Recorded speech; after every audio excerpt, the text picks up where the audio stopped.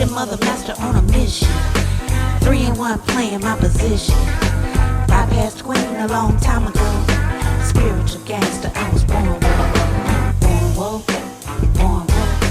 Spiritual gangster, I was born woke. Born woke, hey, born woke. Spiritual gangster, born woke.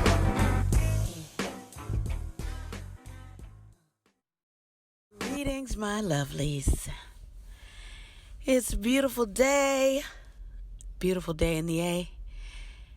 And I just got back from a wonderful gig in Winston-Salem, North Carolina.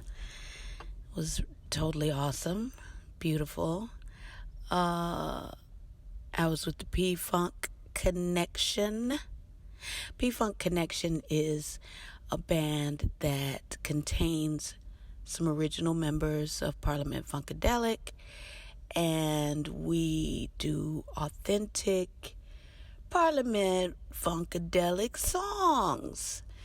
We do the hits, the classics, Atomic Dog, We Want the Funk, Maggot Brain, and we do it in full P-Funk regalia. So our gear creates a compelling spectacle, and our fearless leader, Patty Walker, is absolutely incredible and just a mighty force.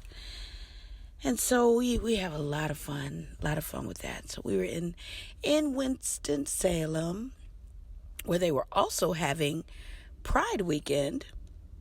So I got a wonderful eyeful of drag fabulousness while waiting for sound check. And it was just an all-around good time. It was great. And but you know, a couple of things happened that made me really think.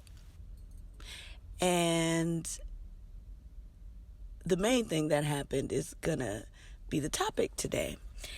And I want to talk a little bit about the podcast in general, and then I'll go into what happened this weekend.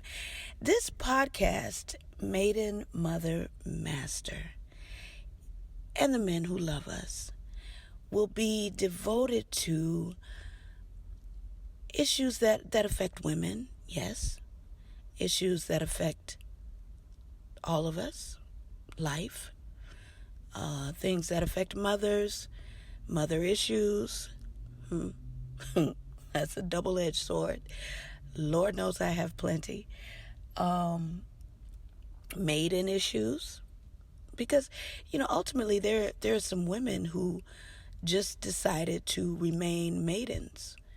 And those women, too, often become masters at what they do because they decided to forego the challenges that come along with motherhood.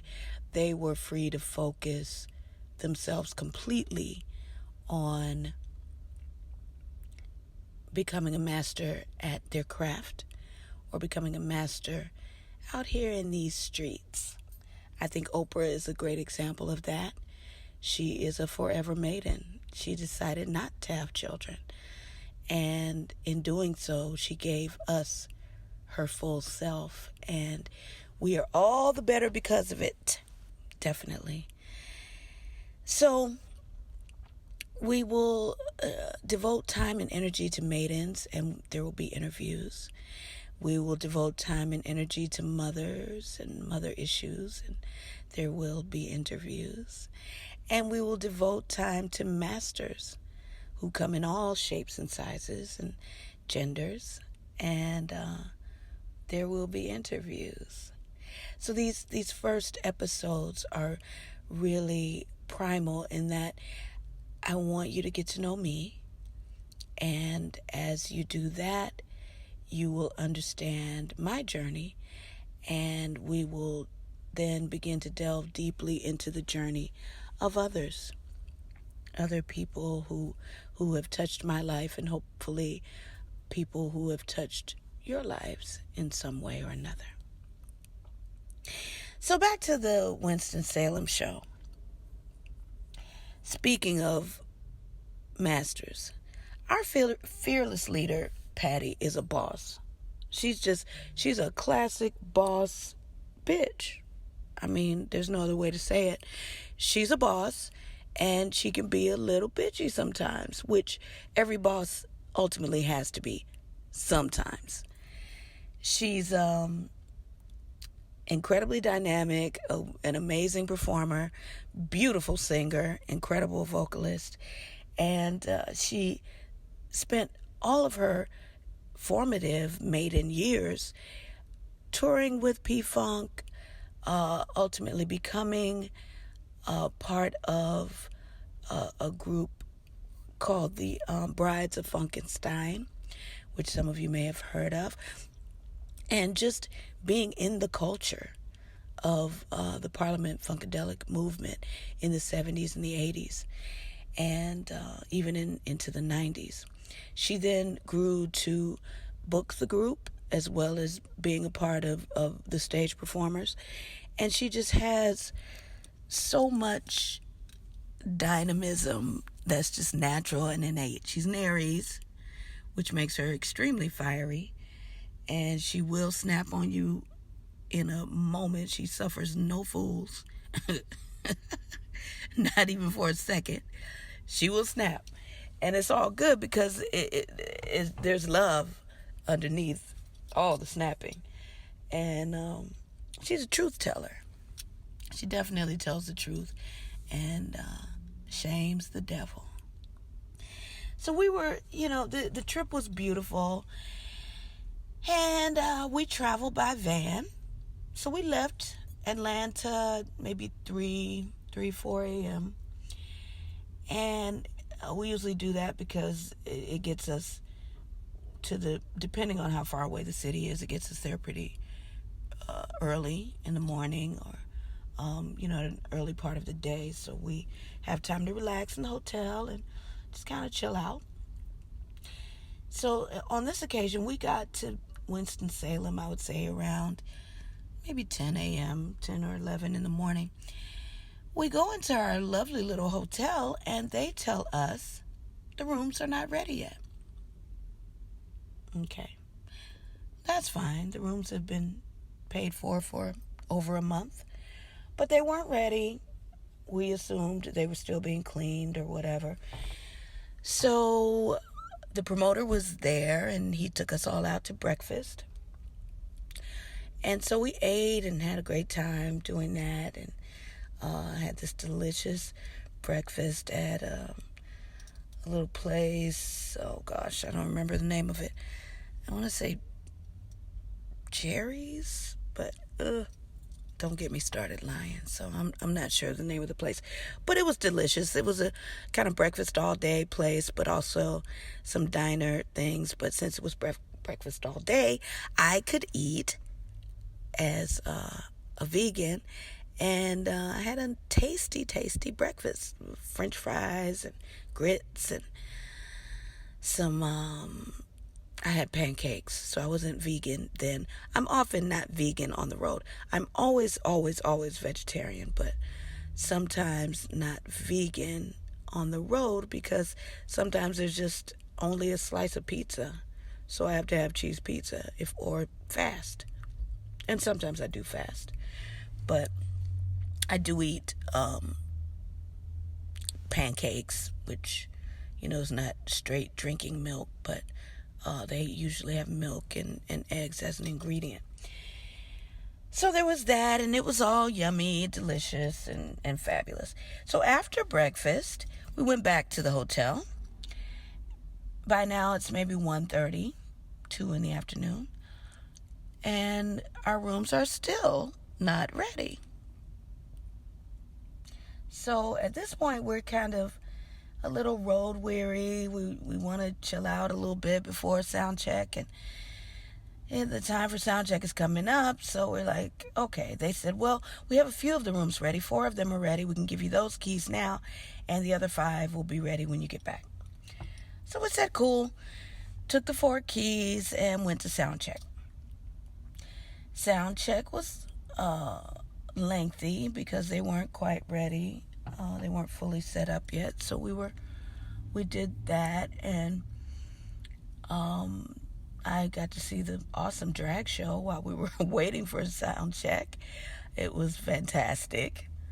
Winston-Salem likes to party hard.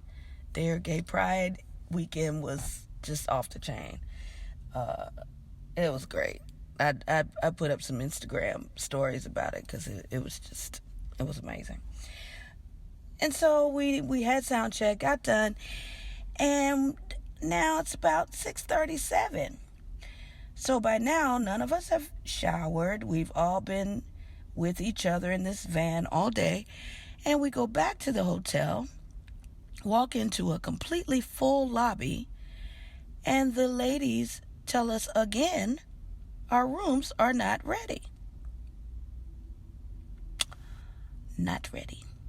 Now it's 7:30, and we have to be on stage by 10, so we have to shower, change, get into our full P-Funk regalia, and get back to the venue in time to hit the stage at 10. So at this point, it's a little annoying because they're saying, we don't know what we're going to do, and the rooms just aren't ready, and we just don't have them, and we've got to find rooms for all these people too, and we know you've already paid for the rooms, but we don't know what to do. So Patty, she's cool, she keeps her cool, and then she just disappears. And the band of musicians, being musicians, just drop down into deep depression and despair. And, they're thinking the worst. Oh my God, we all 10 of us are going to have to share these 4 rooms and take turns showering. And, are we going to make it to the show on time? Or are they going to try to hook us up with another hotel? What's going to happen? Oh my God. And where the hell is Patty? She's disappeared. Why isn't she handling this? So they're all doing that. And meanwhile, I'm thinking of possible solutions. I'm pretty quiet in these circumstances. I don't like to fly off the handle because when I snap, it's really not nice. So I was looking around for Patty as well, but I was standing in the long line to talk to the ladies at the front and just find out really what do they plan to do to accommodate us. So we're waiting, and right about then, Patty shows back up. She walks right up to the ladies sitting there looking confused and a little overwhelmed. And she says, I have walked this entire hotel. These are the rooms that are ready.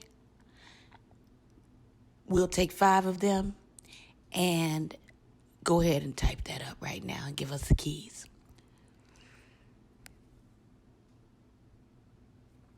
Oh, so, yeah. And she said it in her Patty voice because that's how Patty talks like this.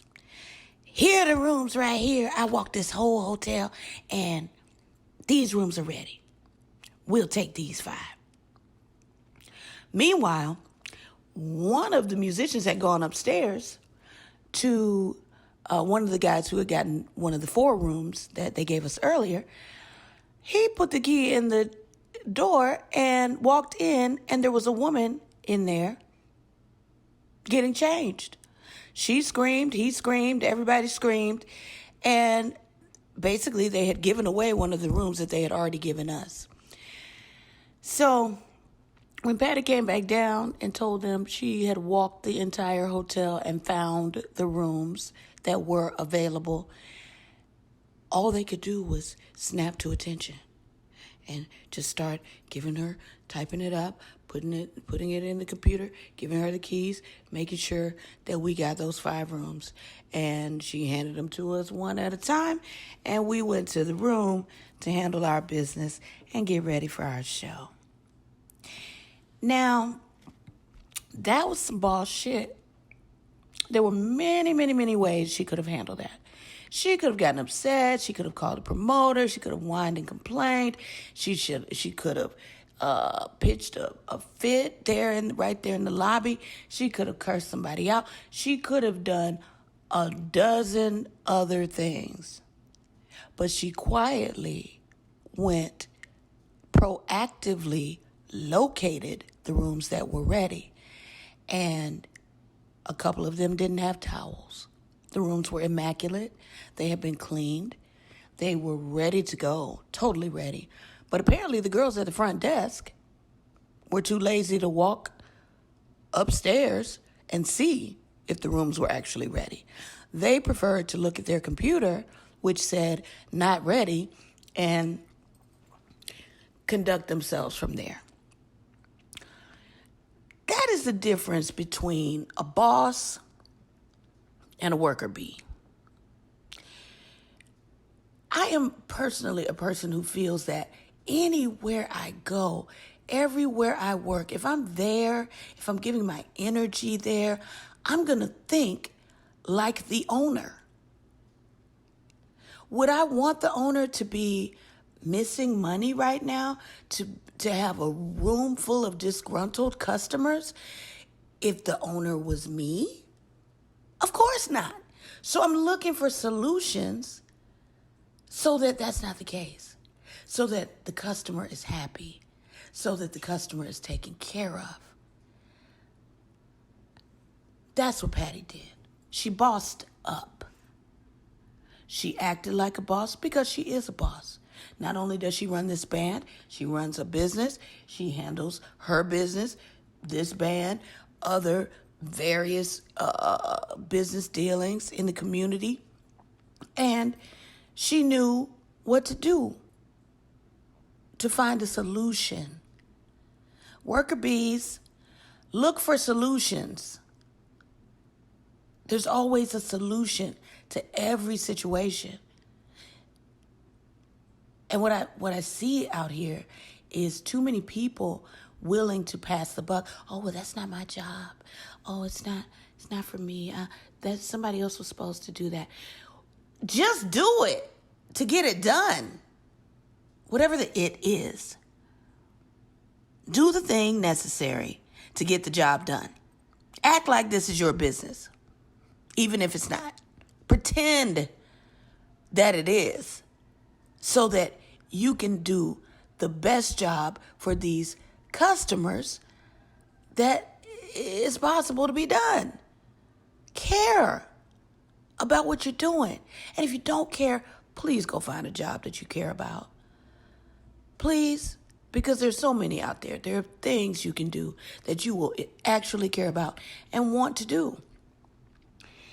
So Patty bossed up. She got it done. She was industrious. She went door to door. The maids left the doors slightly ajar of the rooms that were ready. So it was very easy for her to locate the ready rooms. And all she had to do was grab some towels for maybe 2 of the 5 rooms. It's very simple solution. And it was an inspiration to me to watch that. Because sometimes I find myself in situations and I'm like, okay, why am I here? I know I'm here to learn something. I know I'm here to do something. I know I'm here for a particular purpose. Well, we have sirens going on. I'm not in the Merkaba today. I'm out and about, and clearly the traffic is coming close. Let's just send some energy to whoever's in need, because clearly there's a need out there. Sending loving light. So yeah, Patty really just She did the thing. She did the thing that bosses do. She was relentless in finding a solution. And I just find that to be an inspiration. And it made me understand why I'm there in the P-Funk Connection. Aside from the fun, aside from the amazing music, aside from the incredible crowds of people who just love the music and are rabid fans, I'm there to learn from Patty. I'm there to see in action someone who has been doing what I do much longer and at this point at a higher level and with great authority, and learn from her. So that was the drama. There was no other drama. The rest of everything else was absolutely beautiful. The crowd was incredible. They were all in from the first note, standing room only in the place, and people were just partying, and it was great. It was absolutely amazing. It was fun talking to the boomers too, because boomers are, especially black boomers, and I still call them black because that's what they call themselves, black boomers. They are a very rare breed. Most of them remember, and all of them in the South, remember a time before integration. And so they remember what the black community was like when we had our own doctors in the neighborhood, our own lawyers in the neighborhood, our own insurance companies, store owners, tailors, business owners of every type in our own neighborhoods, running our own stuff. They remember a time when black schools were schools of excellence because the teachers refused to let any student out of their sight until that student was well educated. And they would keep them back if they needed to. They would do whatever was necessary to make sure the child learned. There was none of this label them special ed stuff, push them on through because they're a discipline problem. No, it was dig in with every single child and make sure every single child learns in this building. It was an amazing time.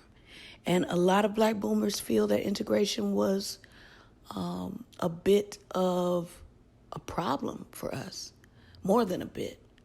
A lot of them just come right out and say integration ruined us. It ruined the black community. It ruined the unity, the solidarity that the black community once had and was so proud of. It ruined our trust in each other because there was a time when black children could run the streets day, night, and have no fear of anything. Definitely no fear of stray bullets, no fear of random molestation and some of the things that are rampant now. And people were looking out for other people, caring about other people. It was truly a community. It was a time that black excellence was celebrated. Yet, at the same time, black people were made to feel less than because of the color of their skin. And because from what they could see, the white buildings looked better. The white children had better looking books, had better looking schools. But what went on in those schools with the torn up books and the peeling paint was creating an entire generation of black people devoted to excellence. We could use some more of that now, here, Gen X, Gen Y, millennials, post-millennials, new babies, indigo children, crystal children. We could use a lot more of that. throughout society. So the show was great. Everything was beautiful. The promoter, I think his name was JP, he was an awesome guy. Very sweet, very devoted to good music. Very disappointed by what he hears on the radio now, on black radio now. And he was thoroughly thrilled to have P-Funk Connection there and treated us beautifully. It was a great day. So in honor of my beautiful patty cake Walker and the P-Funk Connection, we're going to leave today with a little P-Funk, a little something, something from rehearsal. And I'll see you next time. If you want to reach me, DeannaDawn.com, 9ddawn@gmail.com. Today's episode was brought to you by Tassili's Raw Reality.